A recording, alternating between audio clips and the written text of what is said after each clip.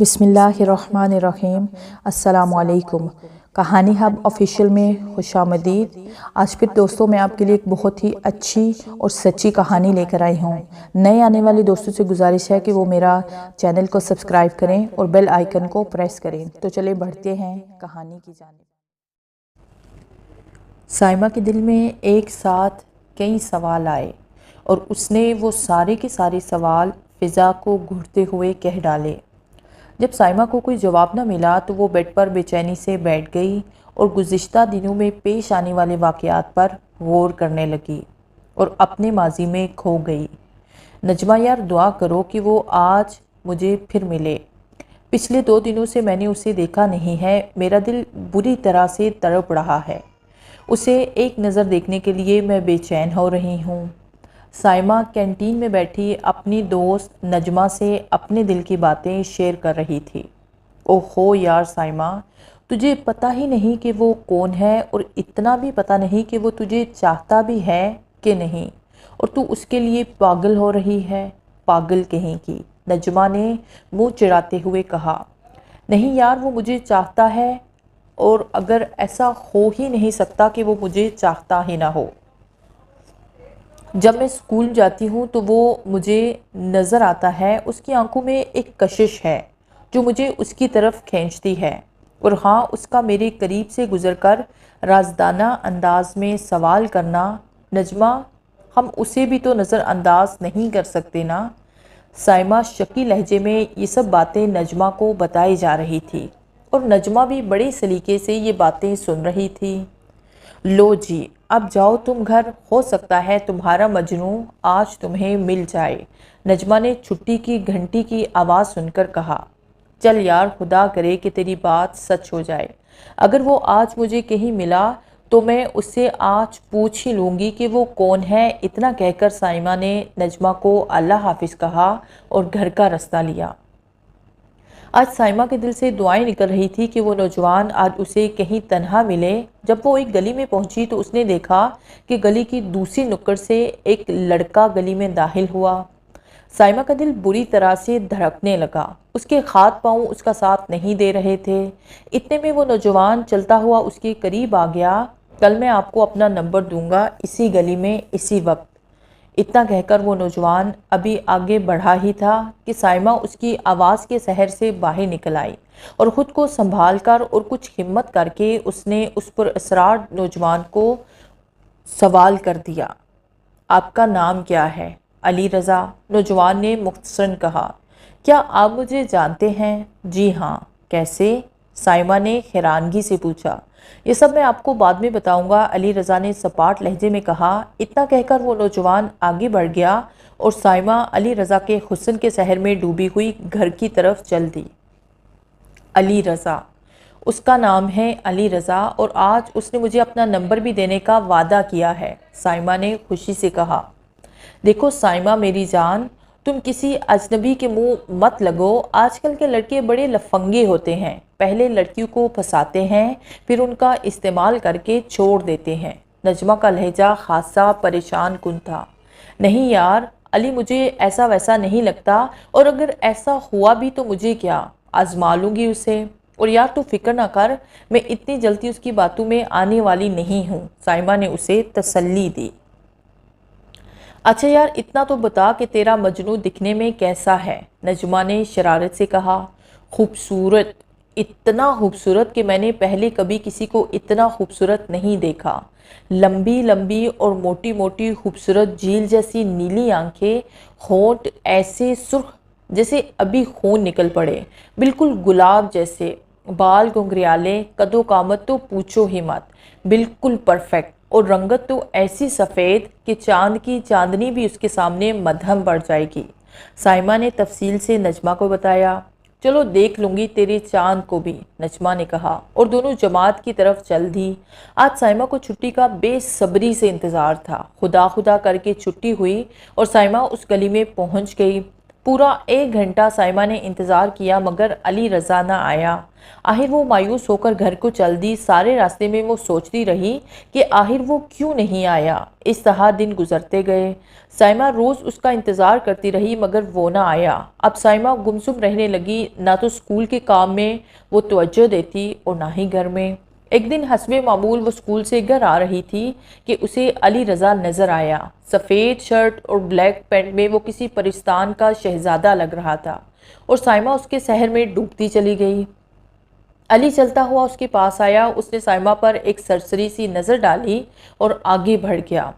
वो बेचैन हो गई कि आखिर ये कौन है जो इसे इतनी बुरी तरह से तड़पा रहा है। ना मुँह से कुछ कहता है और ना ही कोई इशारे मोहब्बत करता है। सुबह स्कूल पहुंचकर साइमा ने तमाम माजरा नजमा के गोश गुजार कर दिया और उससे मदद तलब की तो वो बोली, मेरी जान, तू उसे एक लेटर लिख दे और जब वो तेरे पास से गुजरे तो तू उसे दे देना। नजमा ने आहिस्तगी से कहा। हाँ यार, ये ठीक रहेगा, साइमा ने कहा। अस्सलाम वालेकुम। जी, आप कौन हैं, कहाँ से आते हैं, कहाँ जाते हैं? मैं कुछ भी नहीं जानती। आपके नाम के अलावा मैं आपके बारे में कुछ भी नहीं जानती। बस इतना जानना चाहती हूँ कि आप कौन हैं और मुझसे क्या चाहते हैं। प्लीज़ खुदा के लिए मुझे बताएं। आज साइमा अली रज़ा की मुंतज़िर थी कि वो कब नज़र आए और वो उसे ये ख़त दे डाले। बिलाहिर गली में कोई नहीं था साइमा और अली रज़ा के अलावा। साइमा ने उसको ख़त दिया और घर को चल दी। आज फिर उसका दिल बुरी तरह से धड़क रहा था और साइमा को इस बात का डर था कि अगर उसने बुरा मना लिया तो क्या होगा।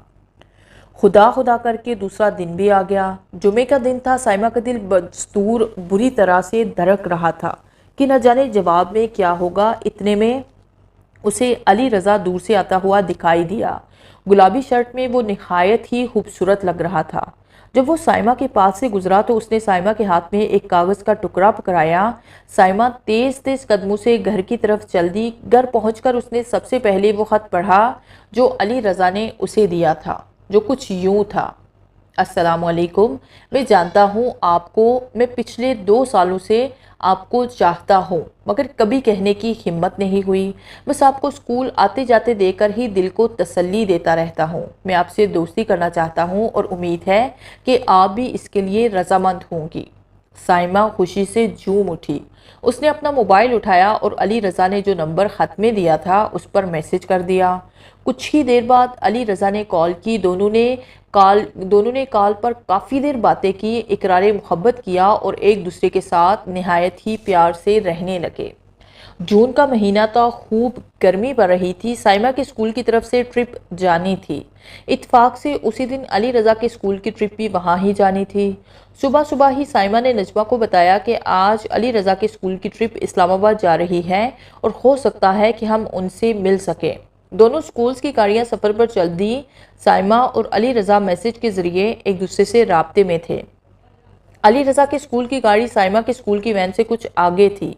शहर से बाहर कुछ दूर जाने के बाद सड़क सुनसान थी। सड़क के दोनों जानिब घने जंगलात थे और शाम हो रही थी। अली रज़ा के स्कूल की बस साइमा से कुछ किलोमीटर के फासले पर थी। जब साइमा के स्कूल की वैन उनकी बस के करीब पहुंची तो पता चला कि उनकी बस ख़राब हो गई है। साइमा की वैन आधी खाली थी। चुनाचे दोनों स्कूलों के प्रिंसिपल्स ने आपस में मशवरा किया और अली रज़ा लोग साइमा की वैन में सवार हो गए। अली का एक दोस्त उसके साथ था जिसे देखते ही नजमा उसे अपना दिल दे बैठी।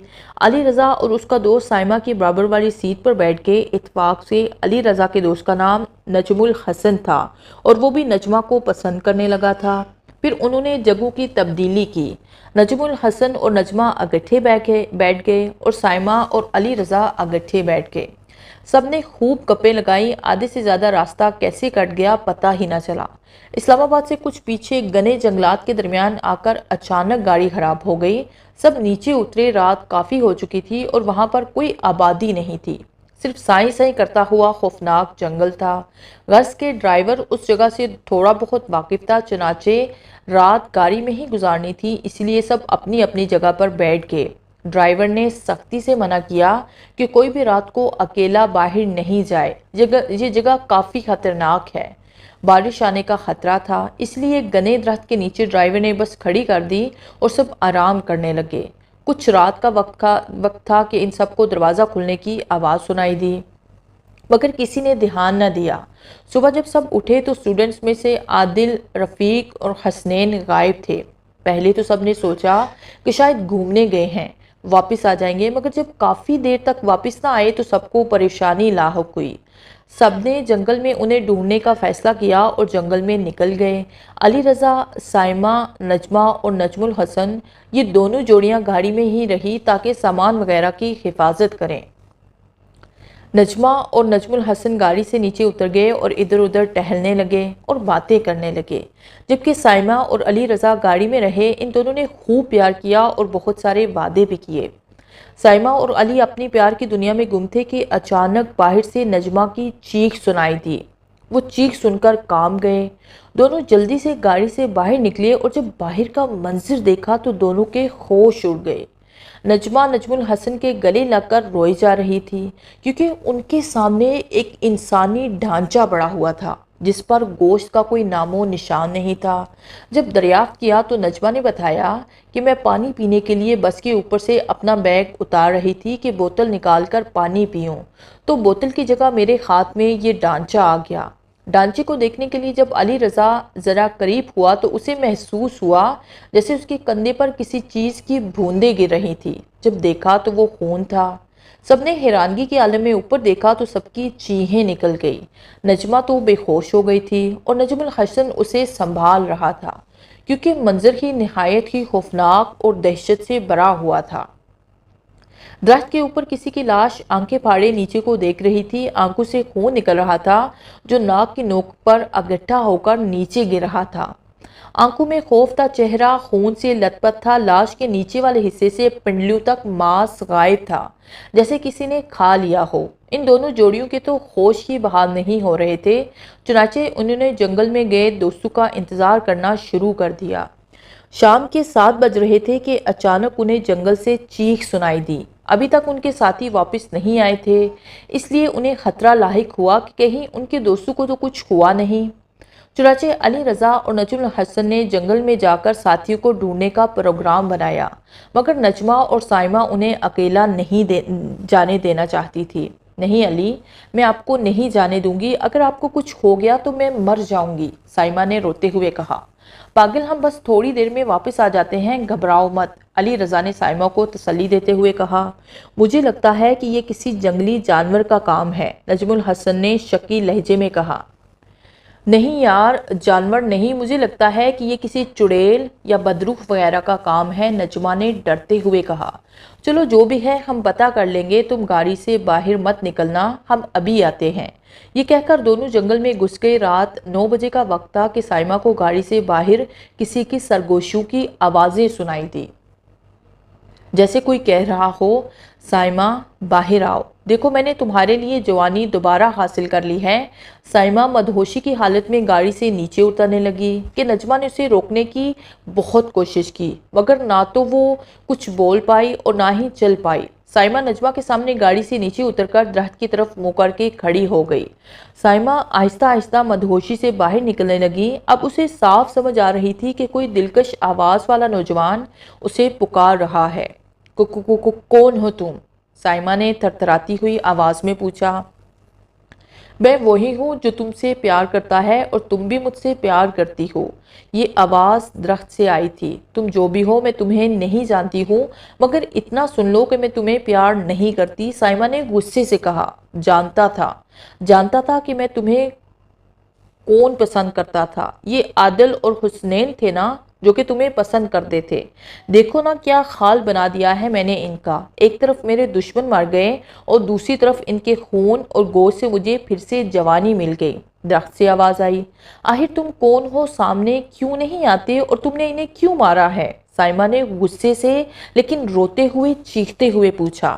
میں تمہارے سامنے تبھی آؤں گا جب تم مجھ سے کہو گی کہ میں تم سے پیار کرتی ہوں اور ان کو میں نے اس لیے مارا ہے کہ یہ دونوں ہی تمہیں پسند کرتے تھے اور تم میرے علاوہ کبھی کسی کوئی نہیں بن سکتی۔ درخت سے آواز آئی۔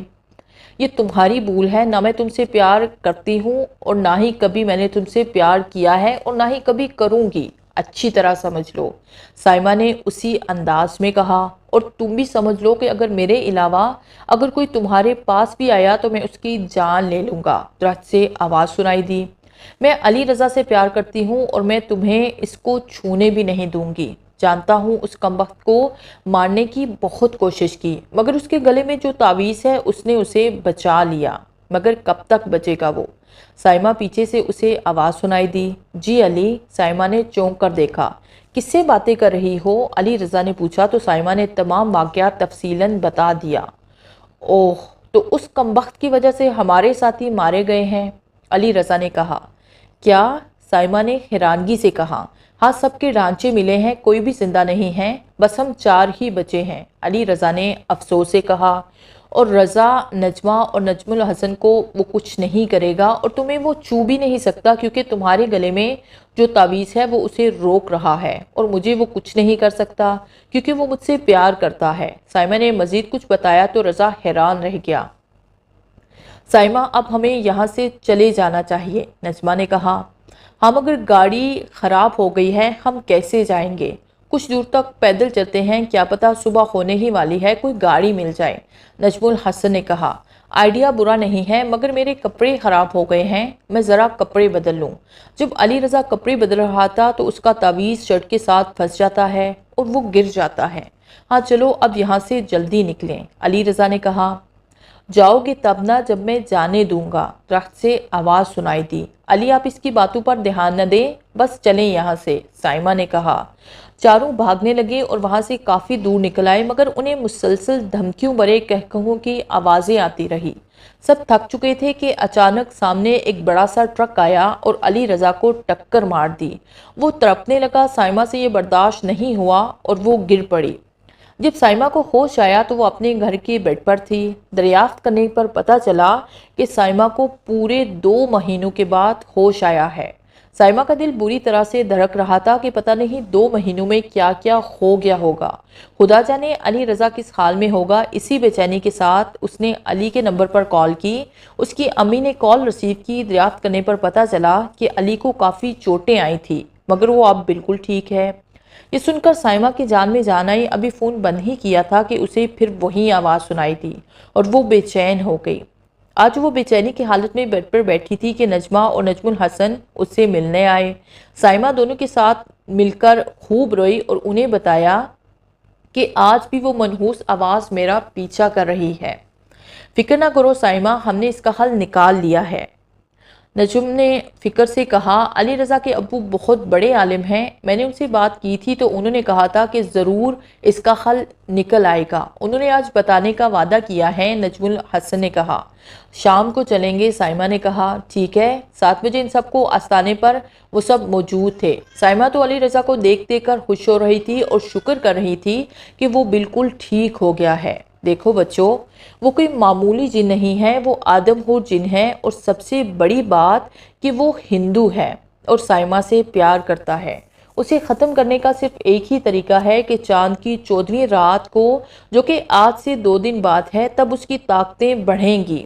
اس سے پہلے ہی تمہیں کسی بھی طرح اس خطرناک جن کے درخت کو جلانا ہوگا، بابا جی نے تفصیلاً بتایا، اور یہ بھی کہ درخت کو صرف سائمہ ہی جلا سکتی ہے۔ سائمہ اپنا نام سن کر بہت خوش ہوئی اور پھر ڈر بھی گئی کہ کہیں وہ ان کو کوئی نقصان نہ پہنچا دے، لیکن بابا جی نے اس کو ہمت دی اور یوں بابا جی نے ان چاروں کو دعاؤں کے ساتھ رخصت کیا۔ چاروں بابا جی کے آستانے سے نکل کر گھر کو چل دیے اور مشورہ کرنے لگے کہ یہ سب کیسے کیا جائے گا۔ علی نے سائمہ کو کافی حوصلہ دیا اور کہا کہ تم اکیلی نہیں ہوگی، ہم سب تمہارے ساتھ ہی ہوں گے، تم نے بس وہی کچھ کرنا ہے جو بابا نے کہا ہے۔ درخت کو آگ لگانی ہے، پورے درخت پر مٹی کے تیل کا چھڑکاؤ کرنا ہے، اس کے بعد اس کو آگ لگانی ہے، بس ہمت کرنی ہے، ڈرنا نہیں۔ بس پھر دوسرے دن ہی وہ سب اپنے سفر پر روانہ ہو گئے۔ ایک لمبا سفر کرنے کے بعد وہ اسی جنگل میں جا پہنچے جہاں وہ درخت تھا اور جہاں ان کے ساتھیوں کے ڈھانچے بڑے ہوئے تھے۔ وہ سب ان کے ڈھانچے دیکھ کر خوفزدہ ہو گئے تھے۔